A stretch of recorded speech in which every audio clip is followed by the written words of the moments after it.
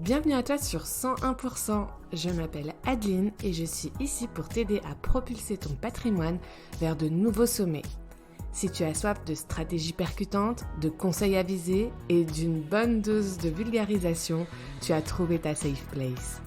Dans ce podcast, que ce soit seul ou accompagné d'autres experts, je te livre toutes les clés pour prendre les meilleures décisions et partir sereinement à la conquête de tes objectifs financiers.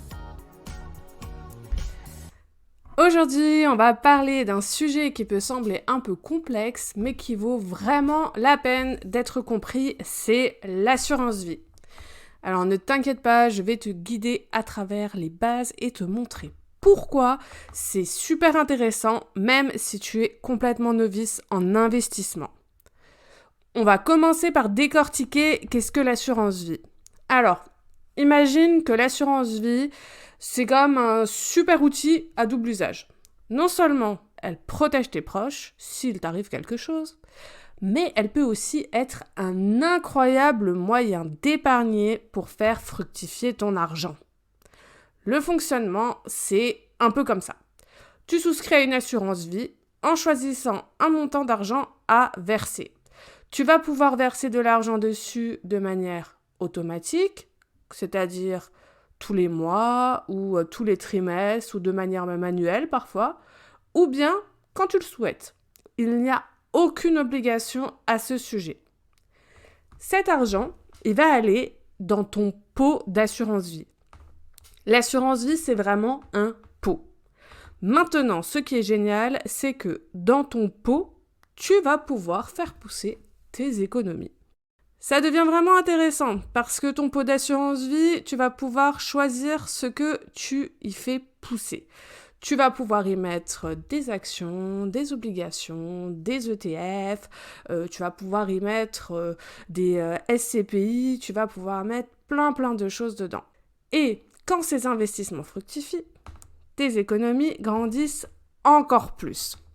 C'est un peu comme si tu plantais des graines et que tu récoltais les fruits de tes investissements au fil des années. Maintenant, je suis obligée de te parler de quelque chose d'incroyable dont tu peux bénéficier dans l'assurance vie.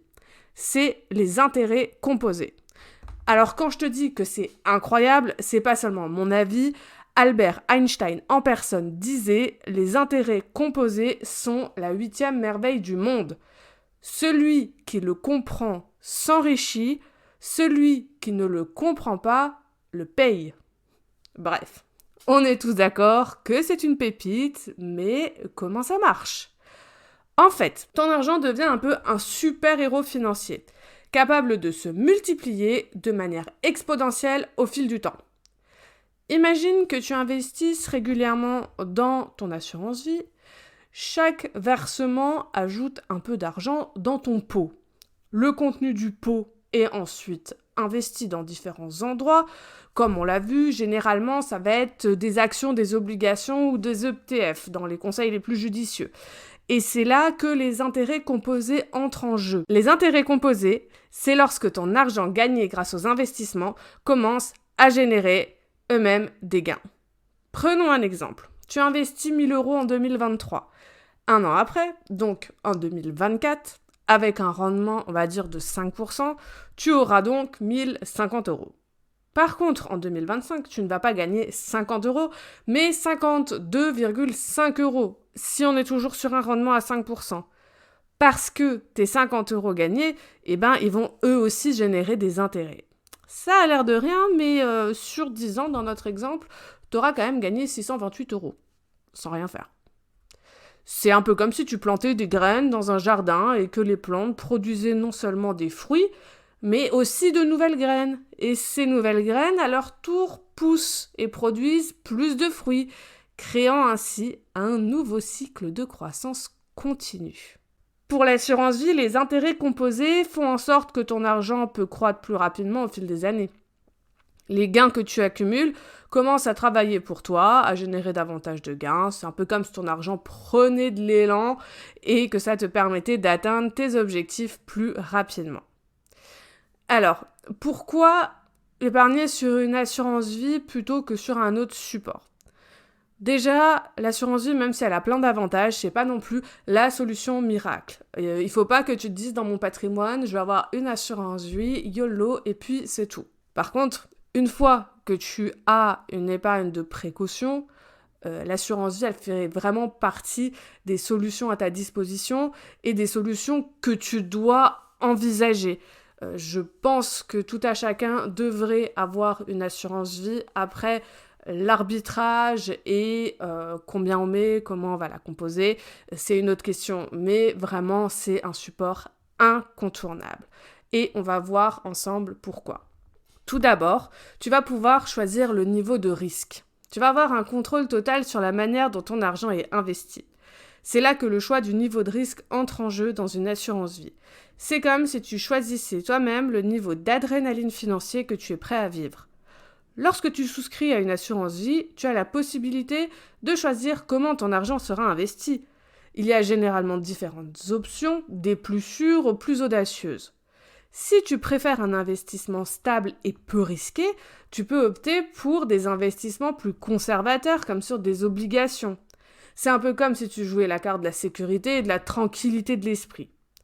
De l'autre côté, si tu es prêt à prendre un peu plus de risques pour obtenir potentiellement des rendements plus élevés, tu peux choisir des investissements plus dynamiques comme des actions.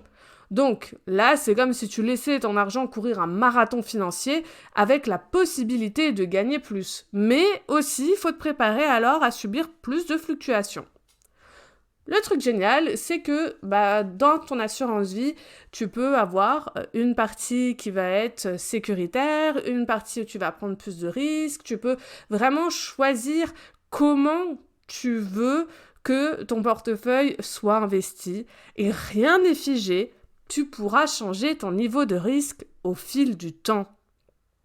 En résumé, la modulation du risque dans une assurance vie, ça va te permettre d'avoir un contrôle personnalisé sur la manière dont ton argent est investi pour être en accord avec le niveau de risque que tu es prêt à prendre. C'est comme si tu étais le capitaine de ton navire financier en ajustant les voiles en fonction des conditions de la mer financière. Donc, l'assurance vie, ça va te permettre d'optimiser ton risque, mais aussi, surtout, ce qu'on attend, c'est ta rémunération. Un livret d'épargne, c'est une bonne solution pour garder ton argent en lieu sûr. Enfin, et encore, en lieu sûr, c'est un autre sujet. Mais bref, leurs taux d'intérêt sont généralement assez bas. En plus, les taux d'intérêt sont pas fixes, parce qu'ils sont décidés par l'État et révisés de manière trimestrielle.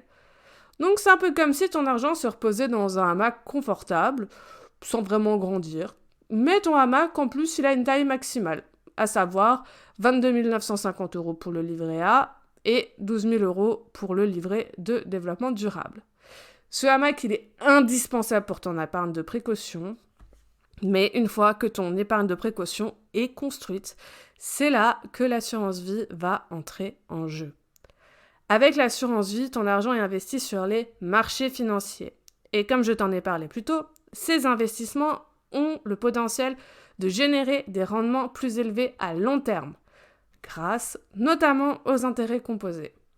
En résumé, l'assurance vie, elle va te permettre d'obtenir une rémunération plus intéressante par rapport au livret en profitant des opportunités d'investissement offertes par les marchés financiers.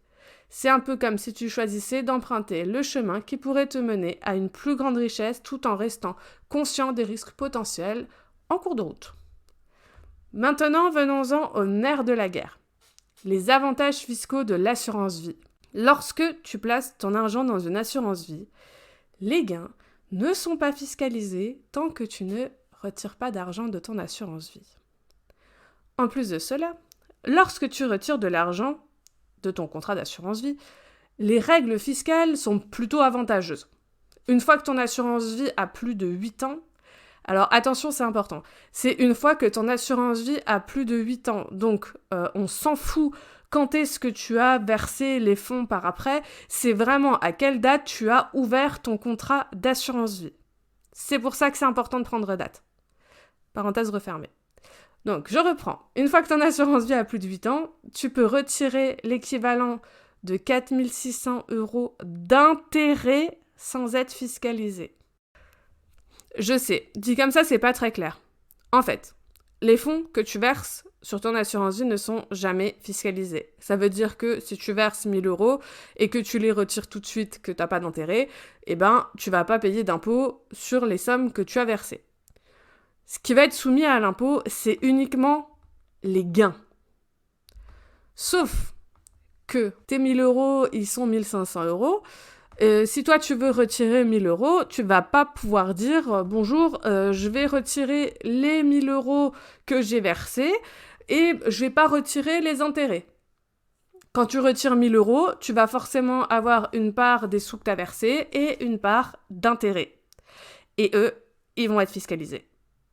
Mais n'empêche que, du coup, c'est un prorata qui est fait. Donc, ça te permet de pouvoir retirer quand même chaque année une somme d'argent conséquente sans payer d'impôts parce que c'est 4 600 € d'intérêts chaque année qui ne sont pas fiscalisés.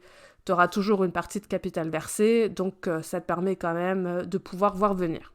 Donc de ce côté-là, l'assurance vie, c'est un peu comme si tu utilisais un bouclier fiscal pour maximiser tes gains, minimiser tes impôts. Par contre, maintenant qu'on a vu tout ça, tu vas me dire, mais Adeline, pourquoi on appelle ça une assurance vie ? Ce n'est pas une assurance, c'est un support d'investissement. Et j'espère que tu es en train de te dire ça, parce que ça voudra dire que tu as compris le fonctionnement de l'assurance vie durant ta vie. Donc, que je t'ai bien expliqué les choses et que je ne parle pas toute seule depuis plus de 5 minutes. Bref. C'est le moment de parler d'un autre avantage vraiment cool, c'est le bénéfice fiscal en cas de décès. C'était compliqué à dire, mais j'y suis arrivée. L'assurance vie prend soin de tes proches lorsque tu n'es plus là. C'est un peu comme si tu leur envoyais un message d'amour et de protection même après ton départ. En France, lorsque tu souscris à une assurance vie, tu dois désigner un ou plusieurs bénéficiaires. S'il t'arrive quelque chose, ils ne payent pas d'impôt sur cette somme dans la limite de 152 500 € par personne si tu as versé les fonds avant tes 70 ans. Je répète. Les bénéficiaires de l'assurance vie ne payent pas d'impôt sur la somme que tu vas verser dans la limite de 152 500 € par personne si tu as versé les fonds avant tes 70 ans. En gros, ce qui se passe, c'est que si tu décèdes, les bénéficiaires se partagent tes économies sans payer de droits de succession si ça représente pas plus de 152 500 € par bénéficiaire que tu as désigné. Donc, si quelque chose t'arrive, la compagnie d'assurance verse tes économies aux bénéficiaires que tu as désignés et cette somme, elle va pouvoir aider ta famille à faire face aux dépenses du quotidien, par exemple aux études des enfants ou même au paiement des frais de succession. Parce qu'en général, qui dit succession dit frais de succession. Et là, le versement est automatique et ne passe même pas par la case notaire. Je ne sais pas du tout si vous savez comment ça se passe quand il y a une succession et les frais que ça engendre.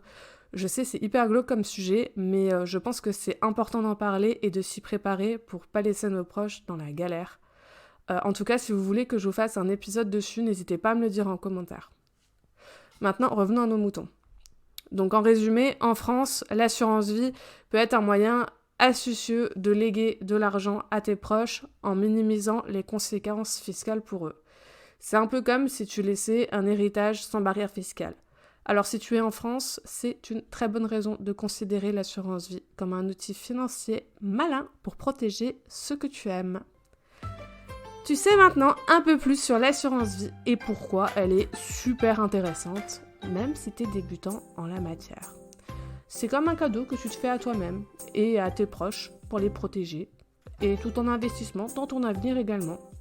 Si tu veux en savoir plus, n'hésite pas à me contacter pour que l'on puisse trouver ensemble le meilleur contrat d'assurance vie pour toi, selon tes objectifs et ta situation. Alors, surtout, prends soin de toi et de tes proches, et à bientôt pour un nouvel épisode. PS, n'oublie pas de mettre 5 étoiles pour soutenir le podcast.